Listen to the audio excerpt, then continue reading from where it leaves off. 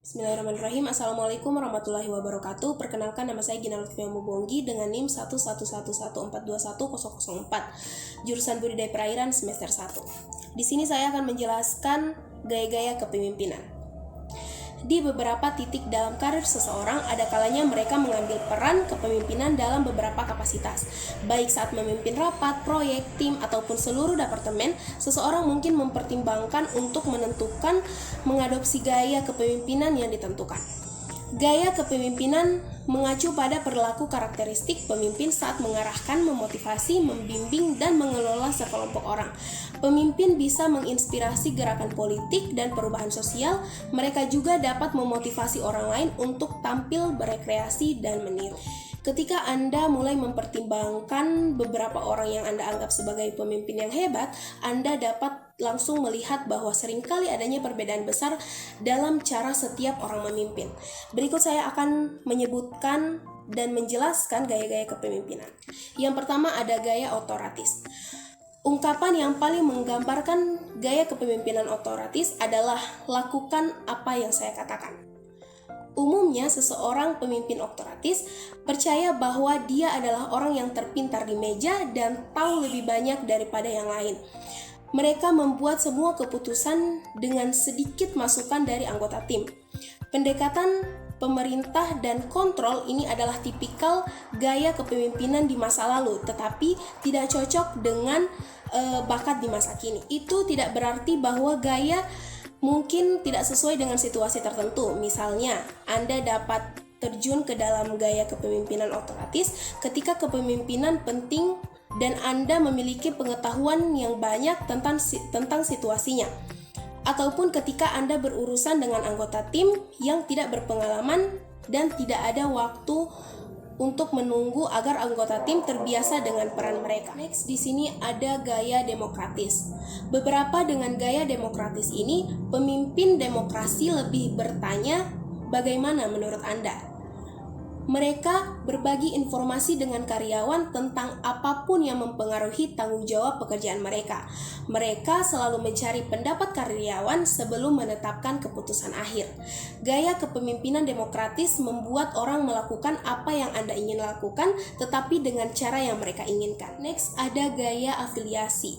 Frasa yang sering digunakan untuk mendeskripsikan jenis kepemimpinan ini adalah orang yang menyediakan. Maksudnya, dari semua gaya kepemimpinan, gaya afiliasi ini adalah pendekatan yang dekat dengan pribadi orang-orang. Pada akhirnya, gaya ini adalah tentang mendorong harmoni dan membentuk hubungan kolaboratif dalam tim. Ini sangat berguna, misalnya dalam meredakan konflik di antara anggota tim atau orang lain selama masa stres. Next, atau yang keempat, di sini ada gaya laissez-faire. Gaya kepemimpinan laissez-faire berada di ujung berlawanan dengan gaya autokratis. Dari semua gaya kepemimpinan, yang satu ini melibatkan paling sedikit pengawasan. Anda bisa mengatakan bahwa pemimpin gaya autokratis berdiri teguh seperti batu dalam masalah, sementara pemimpin laissez-faire membiarkan orang berenang mengikuti arus. Seorang pemimpin laissez-faire mungkin tak mempercayai orang untuk mengetahui apa yang harus dilakukan, tetapi yang ekstrim, seorang pemimpin yang tidak terlibat mungkin akan tampak menyendiri, meskipun tidak bermanfaat memberikan kesempatan untuk memperbesar sayapnya. Dengan tidak ada arah, orang yang tanpa disadari mungkin tersesat ke arah yang salah, menjauh dan tujuan kritis organisasi. Yang kelima, ada kepemimpinan transformasional. Gaya kepemimpinan transformasional seringkali diidentifikasikan sebagai gaya tunggal yang paling efektif. Pemimpin transformasional mampu memotivasi dan menginspirasi pengikut serta mengarahkan perubahan positif dalam kelompok. Para pemimpin ini cenderung cerdas secara emosional, energik, dan penuh gairah. Mereka tidak hanya berkomitmen untuk membantu organisasi mencapai tujuannya, tetapi juga membantu anggota kelompok memenuhi potensi mereka. Yang keenam, ada kepemimpinan transaksional. Gaya kepemimpinan transaksional memandang hubungan pemimpin-pengikut sebagai transaksi. Dengan menerima posisi sebagai anggota kelompok, individu tersebut setuju untuk mematuhi pemimpin. Dalam kebanyakan situasi, ini melibatkan hubungan majikan, karyawan, dan transaksi berfokus pada pengikut yang menyelesaikan tugas yang diperlukan dengan imbalan kompensasi uang. Dan yang terakhir adalah kepemimpinan situasional. Teori kepemimpinan situasional menekankan pengaruh signifikan dari lingkungan dan situasi terhadap kepemimpinan. Model ini menjelaskan 4 gaya utama kepemimpinan. Antara lain, yang pertama itu telling, yaitu memberitahu orang apa yang harus dilakukan.